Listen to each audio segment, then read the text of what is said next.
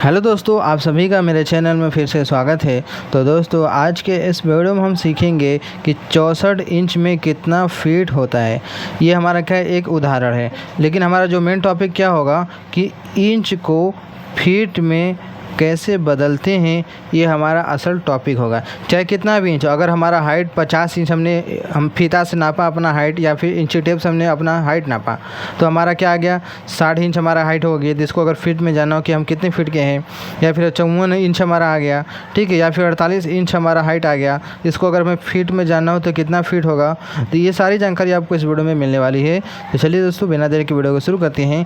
एक उदाहरण से हम इसको शुरू करते हैं हल करना 64 इंच का। उसी तरीके से आप भी चाहे जितना भी इंच हो उसको आप बदल सकते हैं फीट में। तो चलिए वीडियो को शुरू करते हैं।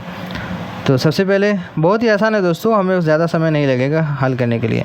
जैसे कि 1 फीट क्या होता है, 12 इंच के बराबर होता है।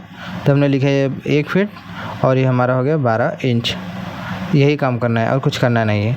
अब क्या करेंगे, हम इसको हम जानेंगे कि 1 इंच में कितना फीट होगा, ये हम पहले पता लगाएंगे।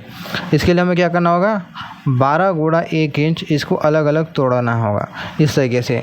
तो अब 1 इंच बराबर क्या हो जाएगा, 1 इंच बराबर 1/12 फीट हो जाएगा। ठीक है, 1 इंच रहने देंगे, 12 को बराबर के इधर भेजेंगे तो हो जाएगा 1/12 फीट। हमारा पहला मान निकल गया है 1 इंच होता है 1/12 फीट के बराबर। इसको हम हल मत कीजिएगा, इतना ही रहने दीजिएगा। ठीक है, अब हमें बदलना है किसको, 64 इंच को बदलना है फीट में। तो क्या करेंगे हम, 64 इंच बराबर 64 गुणा 1 इंच, इसको हम इस तरीके से भी लिख सकते हैं तोड़कर। ठीक है, गणितीय भाषा में 64 गुणा 1 इंच, क्योंकि 64 गुणा 1 में करेंगे तो 64 आएगा, इंच का मान इंच में रहेगा। तो क्या करेंगे, अब हम 64 गुणा 1 इंच की जगह ये वाला मान रख देंगे, यानी 1/12 फीट। ठीक है, यानी कि 64 गुणा 1/12, तो इसका हो जाएगा 64/12 फीट। सिंपल से यही हो जाएगा। अब 64 में 12 से भाग लगाएंगे। ठीक है, अब एक तरीका ये है कि जब इसका हम भाग करेंगे तो इस सब नज़दीक तक चले जाइए, उसके बाद जो बचता है उसको इंच में लिख दिए। जैसे कि 12 पंजे 60, 5 बार में 60 तक पहुंचा।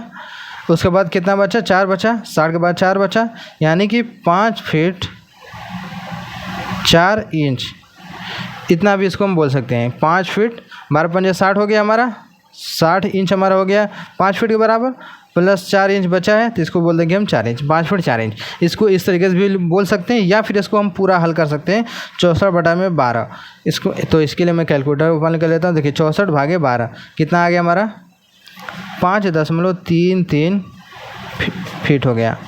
ठीक है, यानी 5.33 फीट के बराबर हो गया हमारा कितना, 64 इंच। ठीक है, तो यानी कि हमने क्या किया कि पूरे में भाग दे दिया। मैंने 2 तरीके से इसका हल निकाला है, एक है जो कि फीट और इंच दोनों में मान रहेगा, और एक है कि पूरा फीट में ही रहेगा।